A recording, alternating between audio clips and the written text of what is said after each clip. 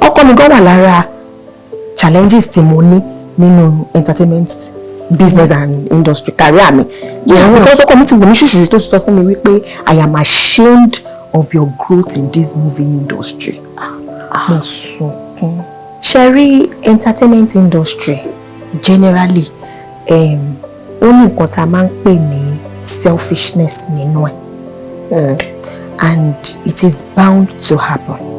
Èmi ò condemn mi dẹ̀ sọ pé nǹkan tó dáa ni because èmi wà independent ni mo dá dúró ni mi ò lọ́tà bẹ́ẹ̀ ni mi ò lọ́rẹ̀ mi ní campus mi ìbá ẹgbẹ́ lọ́wọ́ ìyá tó bí mi so mi ò wọnú industry wá ṣẹgbẹ́ ṣé nǹkan tí mo sọ yìí ìgbà tí mo dẹ̀ máa wọ industry mo wọ industry as an independent producer kéṣàn owó mi ni màá fi wọ mọ́tò owó mi ni màá fi repo owó mi máa ti bá délé tọkọ mi bá bẹ̀rẹ̀ pé báwo wà lálẹ́ in fact producer yẹn ti ẹ̀ sanwó gidi in fact so she is still mo lo 200,000 ló sọ fún mi 200,000 ní àpò tèmi ló ti jáde.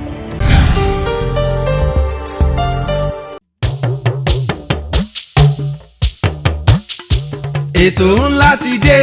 ètò bàbá ètò Oyinmomo. ètò ńlá ti dé ètò bàbá ètò sẹ́ Oyinmomo. ẹ pè é kí n gbọ́ná Oyinmomo Oyinmomo Oyinmomo Oyinmomo. ẹ pè é kí n túbọ̀ Oyinmomo Oyinmomo Oyinmomo Oyinmomo.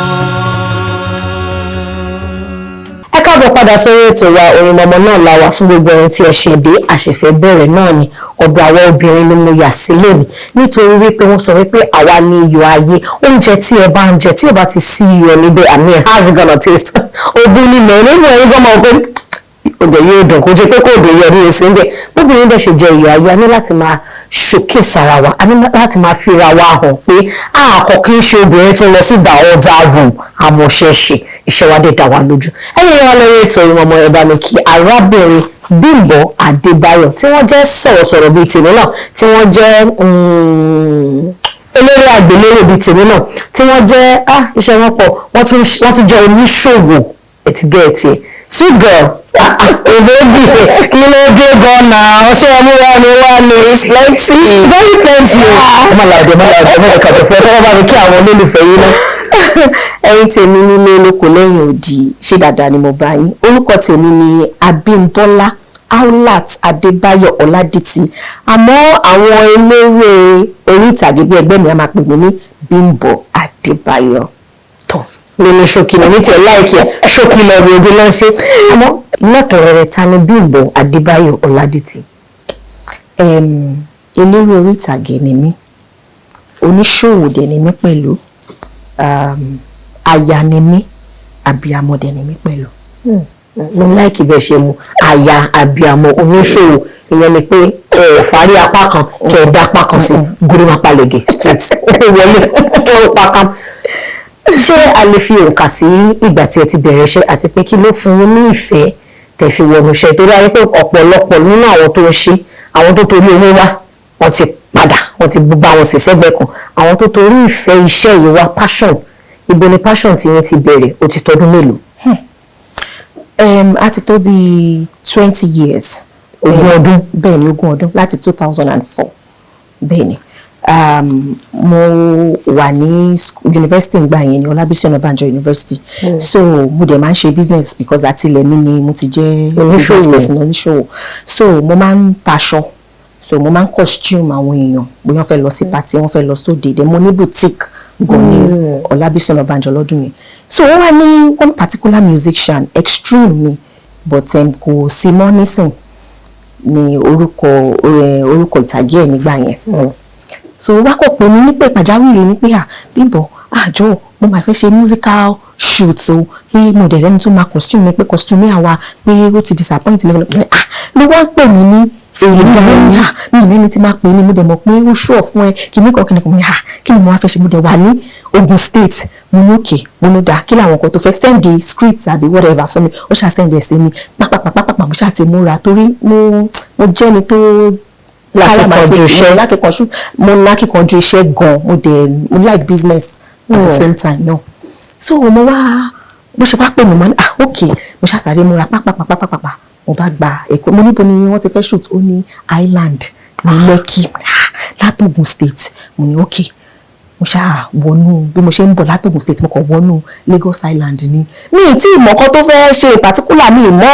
orin mi ìmọ̀ track mi ìmọ̀ anything tẹ̀kọ̀ ṣáà ṣe gbogbo shopping ni mo ṣáà ṣe everything pápápápápápá ìgbà tí mo ṣàfi dé Island yẹn gẹ́gẹ́ tó àsìkò tí wọ́n fẹ́ bẹ̀rẹ̀ iṣẹ́ ni mo débẹ̀ lọ́dún yẹn lọ́hùn Akin Alabi ni ó ń rìn nígbà yẹn so Akin Alabi ni director ń gbà yẹn so bá ṣàṣe débẹ̀ costumier ni èmi wá fún so bó ṣàṣe ń mú angles tí wọ́n ń ṣe gbogbo iṣẹ́ yẹn tó ń mú kámẹ́rà tó ń ṣe gbá tó ń ṣe mo máa like kìíní yìí mo máa love kìíní yìí mo bá súnmọ́ Akin Alabi mo ní ọ̀gá sá pé mo ní interest nínú kìíní ṣé obìnrin máa ń ṣe why not obìnrin máa ń ṣe ìgbà yẹn ó wá dárúkọ obìnrin kan fún mi ní ọdún yẹn lọ́hùn mo ní interest ni wọ́n ní pé why not máa ní bí irú ibo ni mo ti lè kọ́ pé ṣé mo lè kọ́ ní field wọ́n nínú pé máa ń da nígbà mi kéèyàn ní theory experience the practicals nìkan wọ́n ní òkè níbo lẹ́ lè bó àwọn ni mo ṣe ọ̀ṣà suggest bí schools 2-3 fún mi nígbà yẹn ìgbà ẹ̀dẹ̀kẹ̀rẹ́ Èkó ni Ìlàsàmàjà Èkó tó rọ̀mọ̀ mo ṣe ni èmi ní ìgbé ọ̀rọ̀ mo ṣe olóṣà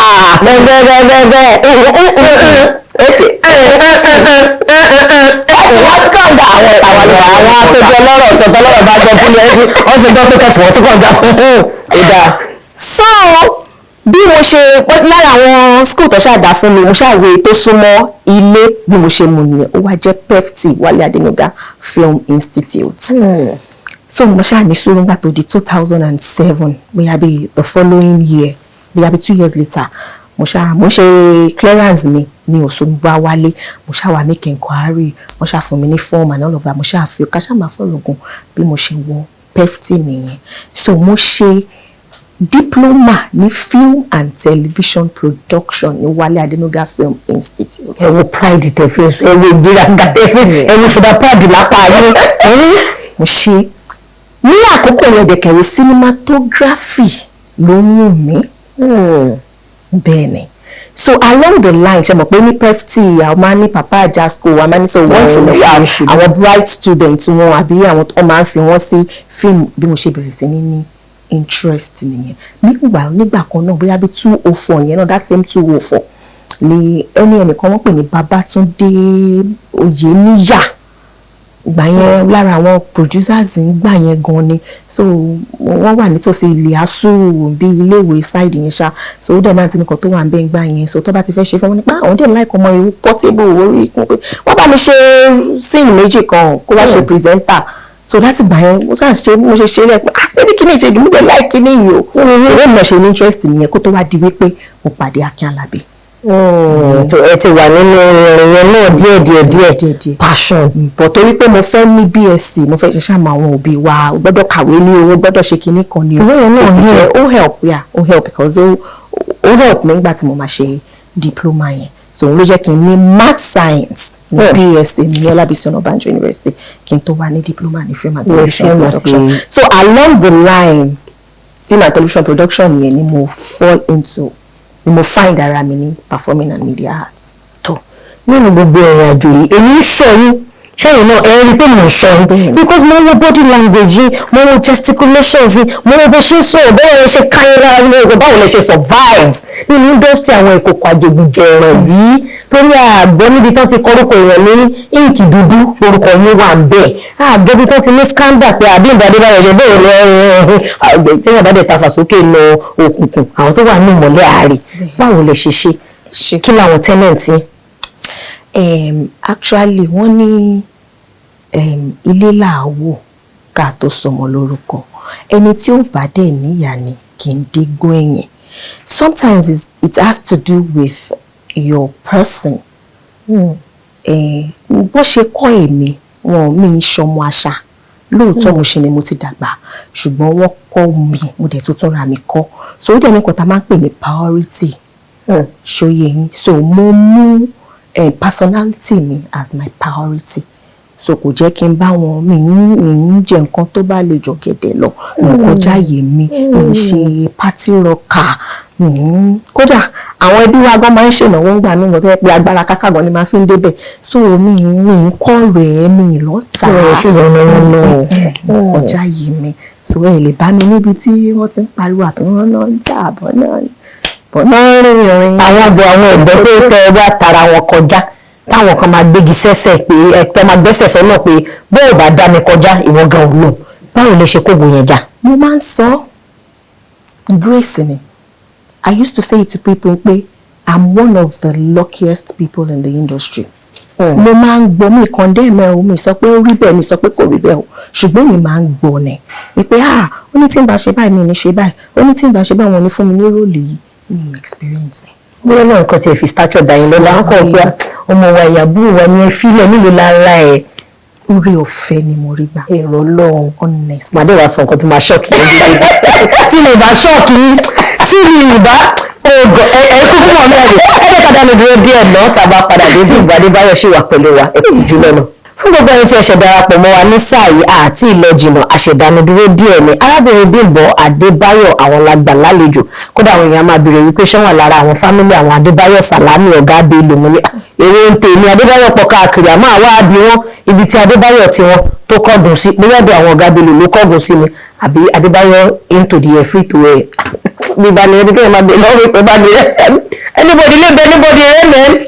àti Bimbo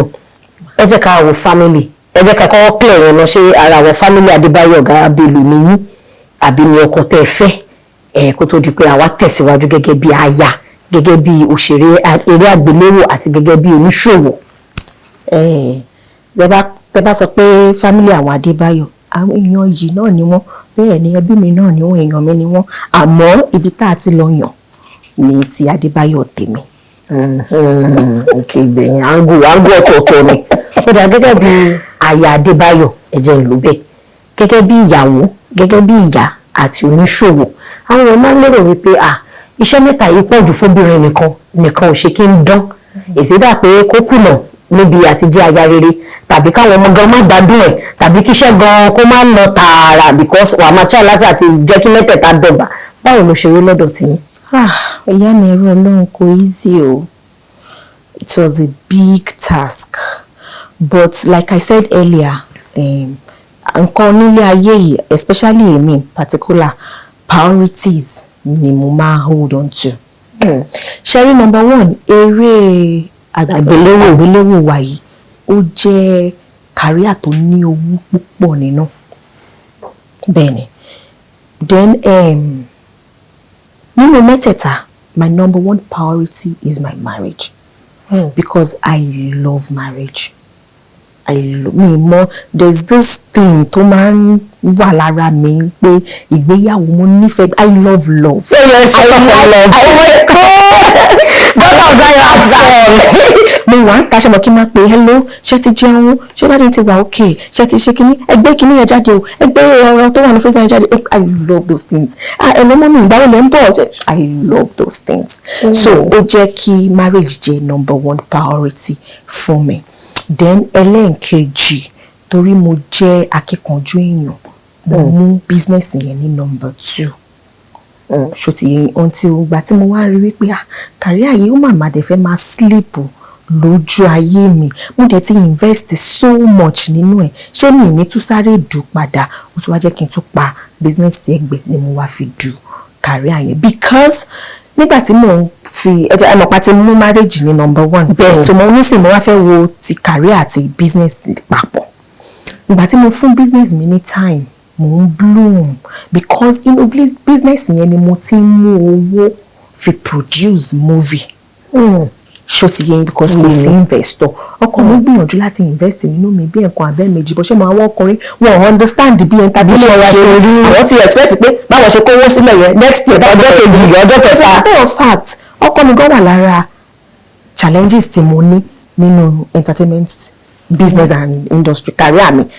because ọkọ mi ti gbòmí ṣùṣù tó sọ fún mi wípé I am ashamed of your growth in this movie industry.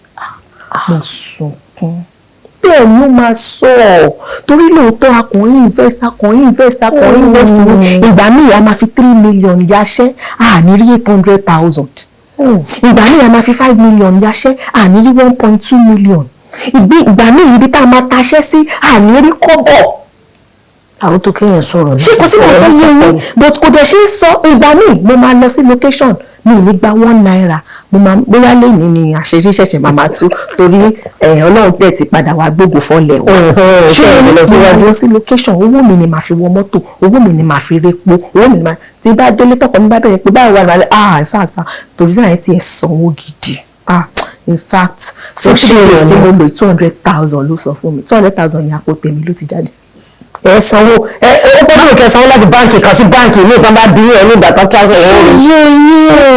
oyè mi á ní kọ́pì so inú business yẹn ni mo ti máa ń mú owó fi produce so tí bá ti wá owó fi produce tí àrírí business ká tó fojú ká tó yíjú ká tó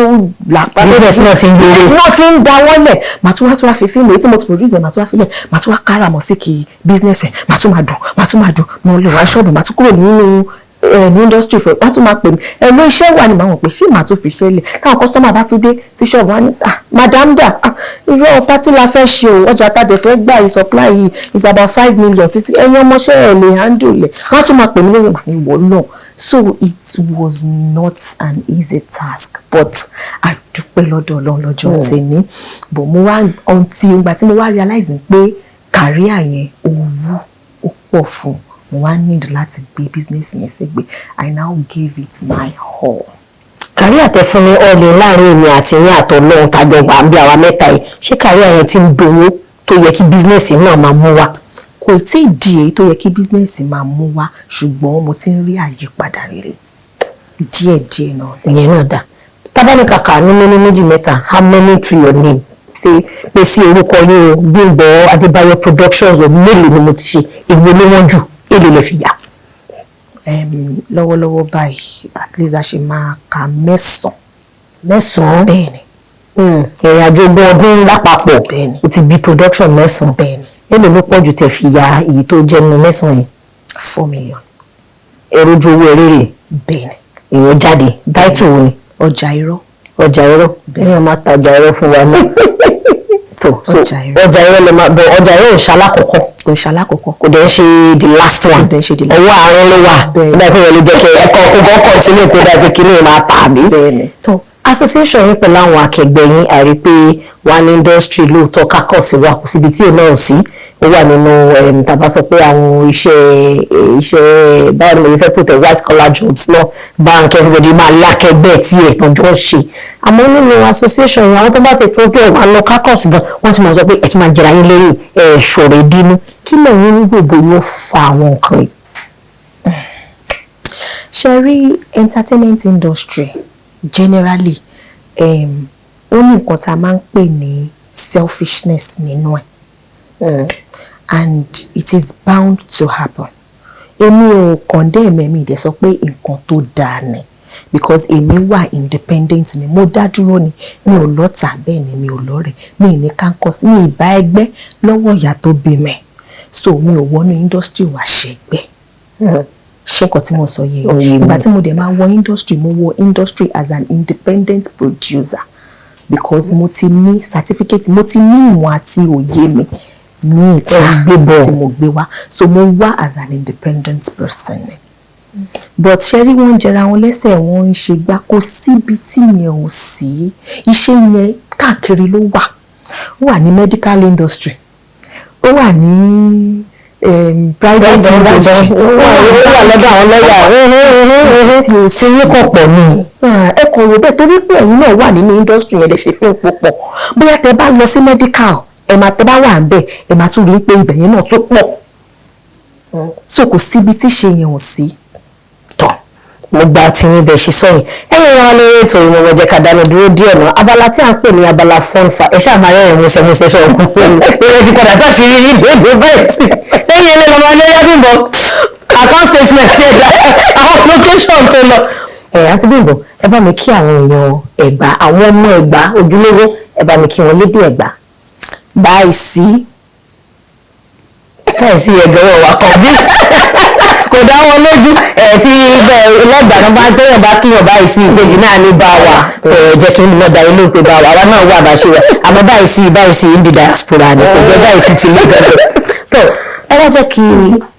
béèrè lọ́wọ́ yín àwọn olólùfẹ́ yín fẹ́ mọ ìṣẹ̀lẹ̀ kan tí ó ṣẹlẹ̀ sí ní ọjọ́ 24 ní oṣù kínní ìyẹn 24th of January wọ́n ní àwọn awuyewuye kan lọ lóòótọ́ ẹ ṣàlàyé àwọn kan àmọ́ àwọn òrẹ́kùnrẹ́rẹ́ ọ̀rọ̀ yẹn tí Yorùbá dẹ̀ ní ẹnu oníkàn láti ń gbọ́ pọ̀ ẹ̀tàn mọ́lẹ̀ sí fún wa. lálàkọ̀kọ́ mo tún fẹ́ fi àkókò yìí fi dúpẹ́ lọ́wọ́ Ọlọ́run ọba lẹ́ǹkan sí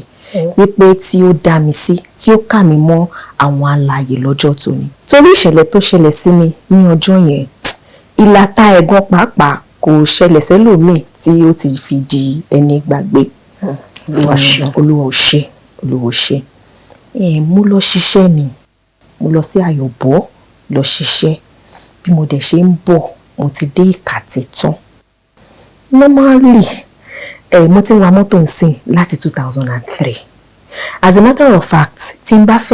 tá bá fẹ́ lọ ṣiṣẹ́ níta bóyá bí outside Lagos nígbà mi àwọn ọkùnrin máa ń insist pé Bimbo ni mo fẹ́ kó drive mọ́tò Bimbo ni mo fẹ́ wà mi ì sọ pé mo perfect 100 àmọ́ Ọlọ́run ṣàlábò lórí mi tó yẹ pé mo dẹ̀ máa wà lọ́ọ́rẹ́ máa bọ̀ rẹ́ mò ń lọ Ìlọrin mò ń lọ ní Ifẹ̀ bẹ́ẹ̀ ni so ṣe nǹkan tó bá máa ṣẹlẹ̀ wọ́n ta gbógun tọ́lọ́ bá sọ pé àsìkò tí wọ́n kàn ń ṣera wọn lásán ni so mo ti dé Kàtẹ́ normal speed tí mò ń wà láti ọdún tí mo ti ń wà náà ni mò ń wà so mo kàn rí pothole níwájú ní Kàtẹ́ yẹn because àwọn tó bá wo fídíò yẹn dáadáa wọ́n á rí pé háàkì Kàtẹ́ yẹn náà ó wà nínú fídíò yẹn gbà tí mọ́tò yẹn somersault so mo kàn rí pothole yẹn ni so kí n tó ní mo súnmọ́ bírèkì tí mo tẹ̀ pé kí n má bàa já sínú pothole yẹn mo ṣàmọ̀ gbà ó ní mo gbọ́ the next in hospital ni mo ti làjú lọ́jọ́ kejì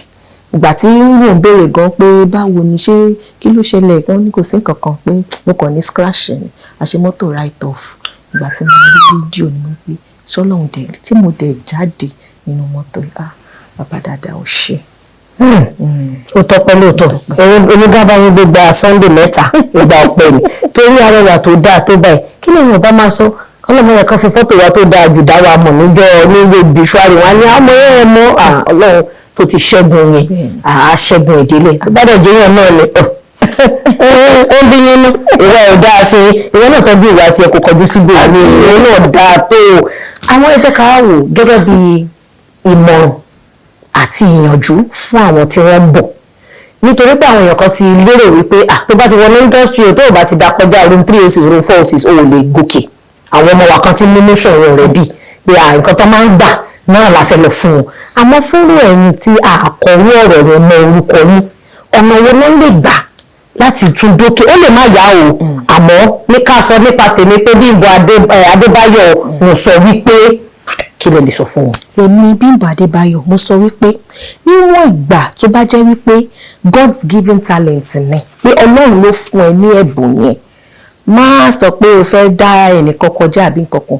just keep striving máa lọ rìhásà ẹ̀ déédéé máa lọ fún audition déédéé improving yourself bọ́ọ̀ pé audition gan ìwọ fúnra rẹ̀ gbé mìíràn síwájú rehearse act fúnra rẹ̀ ọjọ́ kan ẹ̀bùn yẹn àwọn èèyàn ló máa pè é pé ó lè jẹ́ short clips ló kàn máa ṣe bóyá 2 minutes àbí 1 minute ọmọ yìí lè máa fìtì róòlù tá a fẹ́ ṣe yìí bí rí ẹ ṣe máa dé nìyẹn o láì gbégbá láì báyàn kan ṣe nǹkan kan láì sọdá gọ́tà kankan don't just give up keep investing in yourself keep promoting yourself in your own little way one day you would get there. bẹ́ẹ̀ni one day ọjọ́ kan yẹn tọ́nà bá dẹ̀ lóhùn ti dé ó ti dé ni kò sẹ́ni tó lè yí padà. wọ́n ní kúrò níwájú jẹ́ kán rí mi Ọlọ́run èmi tí ìjẹ́ kan rí ẹ̀ kò sẹ́ni tó lè block anybody. àkóró ìbẹ́jàre my dear sisters láti ọ̀dọ̀ aláṣẹ àti olùdarí iléeṣẹ́ AK Media Studios tí wọ́n ṣe agbátẹrù àti onígbọ̀wọ́ ètò Oyinmomo wọ́n ní kò ní dáká pé arẹwà bíi tiyín ọmọ ìdá you need to be in the studio if your camera is not doing justice to this black beauty ebony ọmọ tí ó gbìyànjú láti ẹ̀tẹ̀ tamper pẹ̀lú skin yìí ó dá lójú ní confidence ló ń jẹ́ bẹ́ẹ̀ wọ́n nípa bí ẹ̀bùn ráńpẹ́ ìfẹ́ pé kẹ́ má bínú pé ó kéré o pé kẹ́ bá wa fi ìfẹ́ gbà á o. mo dúpẹ́ o Oyinmomo ẹ ṣé mo dúpẹ́ iléeṣẹ́ yín ò ní jóná á túbọ̀ máa lọ kíni bí ògo tiyín náà ṣe wá ń fọhùn tiwa náà ò ní kú lójijì ẹ ṣé àdúpẹ́ ọgbọ́n ìmọ̀ àti òye tí ẹ fi ń gbé ètò Oyinmomo kalẹ̀ kò ní kú mọ́ yín nínú ẹ ṣé àdúpẹ́ we appreciate you. ṣe é ti ní theatre school ẹ̀sìn ní theatre school ìgẹ́ẹ̀sì èmi ni manager theatre school wọ́n bẹ̀rẹ̀ mi ni mo tẹ́ bẹ̀rẹ̀ sí ní polówó lọ́wọ́ eré náà kò dáa kó mọṣẹ́ kó má kọjá yẹ give it up èmi gan kì í lágbára náà àlewà yẹn ti ogun tó ti ṣẹ́gun mo ṣe sọ̀rọ̀ lẹ́ẹ̀kan lóye gbàdúrà kò tún ní gbére mọ́ nínú sinimá nínú Netflix ààrẹ ti rí ń bẹ̀ okùn gbàwó báyìí láìpẹ́ láì jìnnà okùn díẹ̀ bẹ́ẹ̀ni ya good láyé wa lórí ètò Oyinmomo àlejò báyìí lọ mo lérò pé ìta tó mú wá fún yín lónìí ẹ̀tún jẹ́ gbádùn ẹ̀ bá ṣe máa ń ṣe ẹ̀yin ṣáà lọ sórí ẹ̀rọ ayélujára gbogbo ẹ̀yin tẹ̀ ń tẹ̀lé wa lórí YouTube lórí Facebook lórí Instagram àkìyìn wípé ẹ ṣeun gan torí káà bá dúpẹ́ bí ẹ̀rọ ọlọ́ṣàkóyàn lẹ́rù ní kò dé da ẹ̀yin tẹ̀ ń náwó tẹ̀ fi ń ra dátà tẹ̀ fi ń wò wá ojú mi ò ní fọ́ etí mi ò ní di àmọ́ gẹ́gẹ́ bí mo ṣe máa ń sọ my dear rose baby akọjá yìí ẹ o akọjá yìí ẹ o èyí tó o bá mọ̀ dì má jẹ́ ọ̀rọ̀ tó o bá pìyẹ sí má dá sí ibi tá a bá pìyẹ sí wa láwọn ọ̀fẹ́ ọlọ́bẹ ní dúró ara ẹ̀ jẹjẹ orúkọ tèmi ò yípadà olúwa dámilọ́lá ọmọ ọba nìyẹn káfíńrẹ́ àti ìdùnnú pàdé nígbà mìíràn ó dìgbà o.